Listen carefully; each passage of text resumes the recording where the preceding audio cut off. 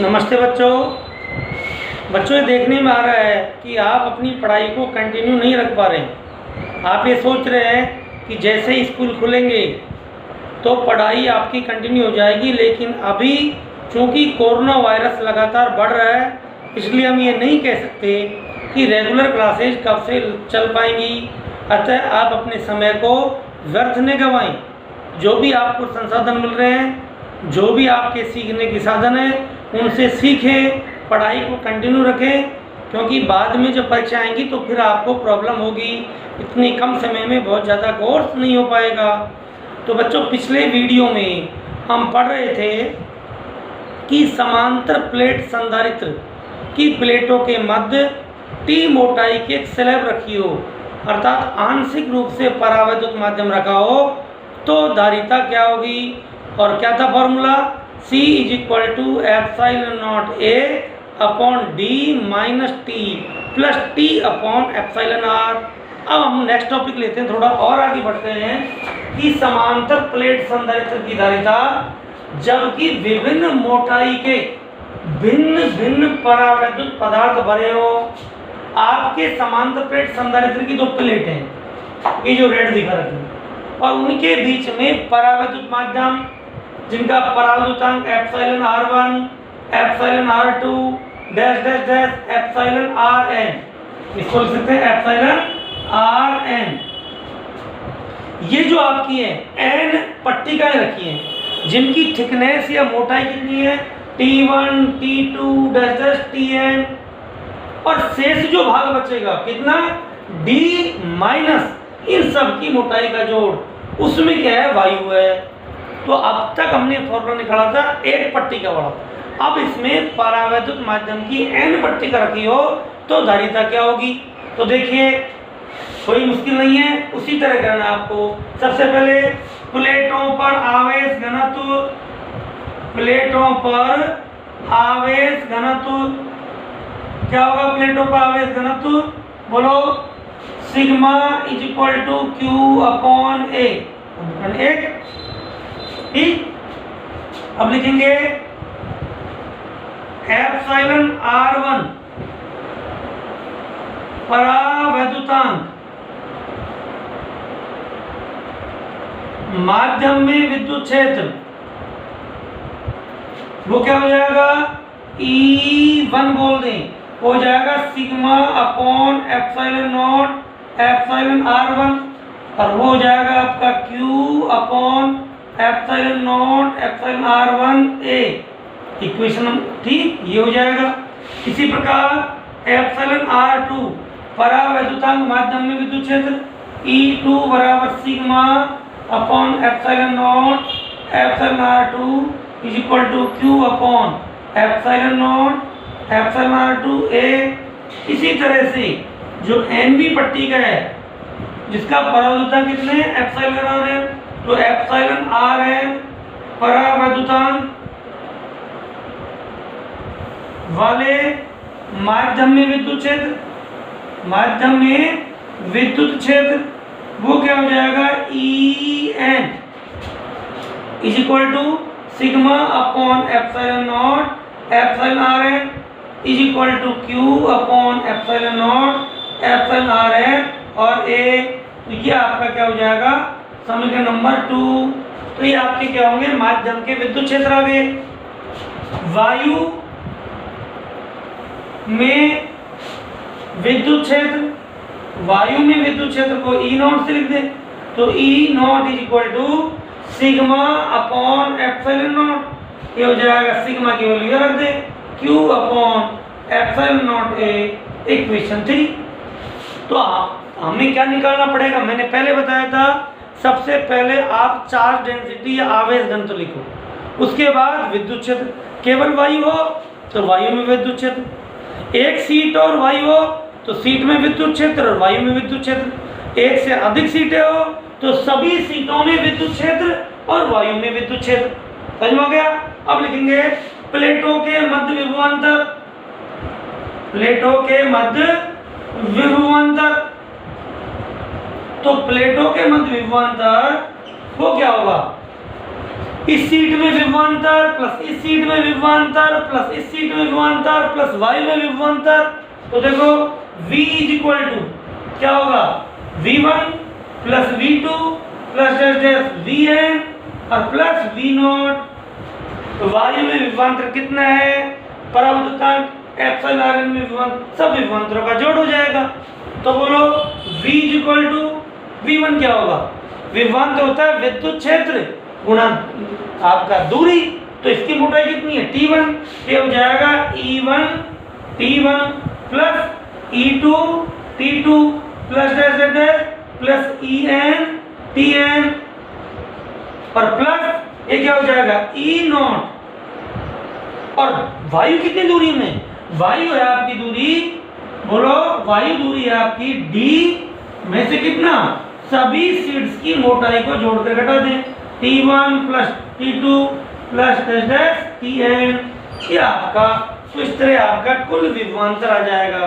ये पहली सीट में विभवांतर, ये दूसरी सीट में विभवांतर, ये nवीं सीट में विभवांतर और ये वायु में विभवांतर। तो देखो बच्चों, इस टर्म को हम ऊपर लिखते हैं और इस टर्म को पहले लिख लेंगे, तो क्या हो जाएगा, v इज इक्वल टू, ये हो गया e0 और ये हो गया d minus t1 plus t2 plus tn, ये तो हो गया वायु विभवांतर, प्लस e1 t1 पहली सीट के में विभवांतर, e2 t2 दूसरी सीट में विभवांतर प्लस इसी तरह से en tn nवीं सीट में विभवांतर। अब e0 e1 e2 en इनके मान रख दें, तो क्या हो जाएगा, देखो v इज इक्वल टू, ये था q upon epsilon naught a, e0 का मान रख दिया हमने समीकरण 3 से, ये क्या हो जाएगा, d minus t1 plus t2 plus tn, e1 का मान रखे तो q upon epsilon naught epsilon r1 a और ये हो गया t1 plus q t2 upon epsilon naught epsilon r2 a plus n में कण q tn upon epsilon naught epsilon rn a। हमने e0 e1 e2 en के मान रख दिए, क्या कॉमन आ गया सब में, q upon epsilon naught a, सब जगह दो q upon epsilon naught a, q upon epsilon naught a, ये क्या आ गया कॉमन, तो q upon epsilon naught a क्या आ गया कॉमन, ठीक। तो यहाँ क्या बच गया आपका, यहाँ बच गया आपका, देखो d minus t1 plus t2 plus plus tn, ये तो यहाँ बच, ठीक, प्लस यहाँ क्या बचेगा, t1 upon epsilon r1 t2 upon epsilon r2 plus tn upon epsilon rn, ये आपका क्या आ गया विभवांतर। तो आपकी इक्वेशन ये क्या आ गई 4, तो ये आ गया प्लेटों के मध्य विभवांतर। अतः संधारित्र की धारिता, संधारित्र की धारिता या कैपेसिटी क्या होगी, संधारित्र की धारिता C is equal to Q upon V, ठीक। और हम V की वैल्यू क्या कर दें, पुट कर दें। तो देखो बच्चों, V की वैल्यू रखे तो क्या हो गया, C is equal to Q और ये हो गया अपना upon Q upon epsilon naught A और ये हो जाएगा D minus t1 plus t2 plus tn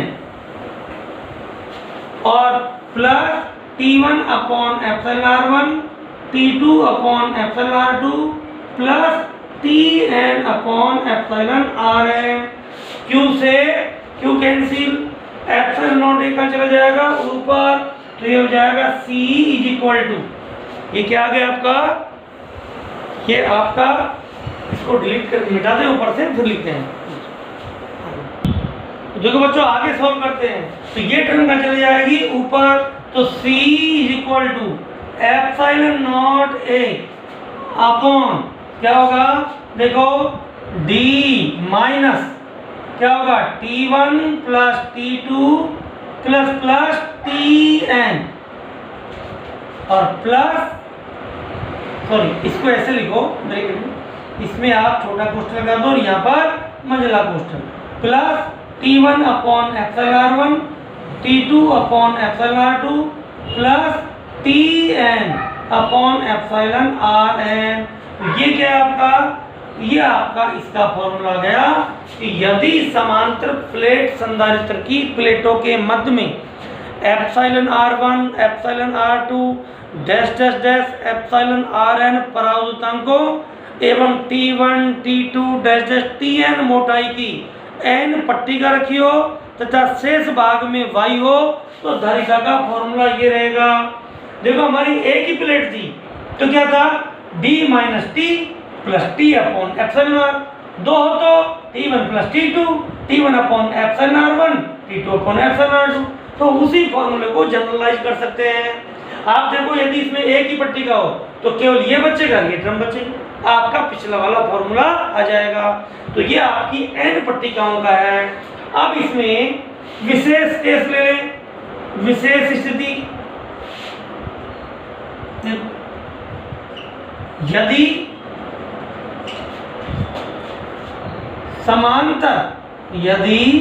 समांतर प्लेट संधारित्र की प्लेटों के मध्य संपूर्ण स्थान में परावैद्युत माध्यम की पट्टियां ही हो एवं वायु या निर्वात नहीं हो, निर्वात नहीं, अर्थात ये जो हमने वायु के लिए छोड़ा था वायु नहीं हो और पूरे का पूरा किससे भरा हो, पूरा का पूरा पट्टियों से ही भरा हो, तो उस कंडीशन में क्या होगा बच्चों, देखो कि यदि आपका या T1 T2 पूरे संधारित्र में केवल परावैद्युत की पट्टी है और कोई जगह वायु के लिए नहीं बची, तो तब क्या हो जाएगा T1 plus T2 plus dash dash plus Tn, ये बराबर प्लेटों के बीच दूरी के बराबर होगा। समझ गए, क्योंकि सभी पट्टिका ही पट्टिका भरी है, कोई जगह खाली नहीं है, तो पट्टिकाओं सभी पट्टिकाओं की मोटाई का जोड़ प्लेटों के बीच दूरी के बराबर होगा। अब देखो यदि ये मान हम यहाँ रख दें तो D से D कैंसिल हो जाएगा और क्या हो जाएगा, तो धारिता आपकी हो जाएगी C बराबर epsilon naught A upon T1 upon epsilon R1 T2 upon epsilon R2 plus dash dash Tn upon epsilon Rn। ठीक, तो ये आपका ये भी नेक्स्ट फॉर्मूला होगा। ये कब है, जब n पट्टिकाएं हो वायु नहीं हो, और ये कब है, जब n पट्टियां भी हो तथा शेष बचे भाग में वायु हो। तो इस तरह से हमने समांतर प्लेट संधारित्र की धारिताओं की सभी स्थितियों में फॉर्मूले निकाल लिए हैं। एक बार सभी फॉर्मूलों को मैं रिवाइज करता हूं, देखो आपके सामने। देखो बच्चों, समांतर प्लेट संधारित्र की धारिताओं के सभी फॉर्मूले देखो। नंबर फर्स्ट, जब प्लेटों के मध्य संपूर्ण स्थान में वायु या निर्वात हो तो धारिता होती है C नॉट से लिख सकते हैं epsilon naught A upon D। ये आपका पहला फॉर्मूला था, जब संपूर्ण स्थान में वायु या निर्वात हो। सेकंड, जब संपूर्ण स्थान में प्लेटों के बीच संपूर्ण स्थान में एप्सिलॉन R परावैद्युतांक वाला माध्यम हो तो धारिता थी C equal to epsilon naught epsilon R A upon D। ये था जब संपूर्ण में माध्यम भरा हो। थर्ड, जब समांतर प्लेट संधारित्र की प्लेटों के मध्य में केवल एक पट्टिका रखी हो जिसकी मोटाई कितनी है T और परावैद्युतांक कितना है एप्सिलॉन R, तो धारिता होगी C equal to epsilon naught A upon D minus T plus T upon epsilon R। Number 4 जो हमने आज पढ़ा है कि जब समांतर प्लेट संधारित्र की प्लेटों के मध्य में epsilon r1 epsilon r2 dash dash dash epsilon rn परावैद्युता तथा T1 T2 dash dash dash Tn मोटाई की n पट्टिकाएं रखी हो तथा शेष भाग में वायु हो तो फॉर्मूला क्या होगा? C = epsilon naught A upon, देखो इसी फॉर्मूले को हो जाएगा, क्या होगा? D माइनस, पहले एक थी अब n पट्टी होगी T1 plus T2 plus Tn और ये कोष्टक बन लो plus T1 upon epsilon r1 T2 upon epsilon r2 plus dash dash Tn upon epsilon rn। ये धारिता का जब n पट्टिका रखी हो तथा शेष भाग में वायु हो। और नंबर 5 फॉर्मूला कि जब n पट्टिकाएं हो और वायु नहीं हो, पट्टिकाओं से ही संधारित्र के बीच का स्थान फुल हो, तो उस स्थिति में धारिता क्या होगी? क्योंकि T1 plus T2 plus dash dash Tn इसकी जगह जाएगा D और D से D कैंसिल हो जाएगा और फॉर्मूला क्या होगा?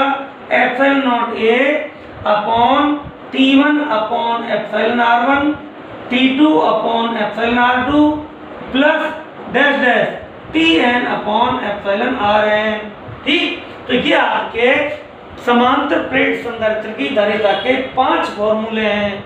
समझ में आ गया होगा? ठीक, अब हम पढ़ेंगे आपका गोलीय संधारित्र। उसके बाद हम संधारित्र की न्यूमेरिकल प्रॉब्लम, चालक की और संधारित्र की न्यूमेरिकल प्रॉब्लम सॉल्व करेंगे। इसलिए यहाँ तक आप अच्छी तरह पढ़ें। एक कल हम पढ़ाएंगे स्फेरिकल कंडक्टर या गोलीय संधारित्र। थैंक यू बच्चों।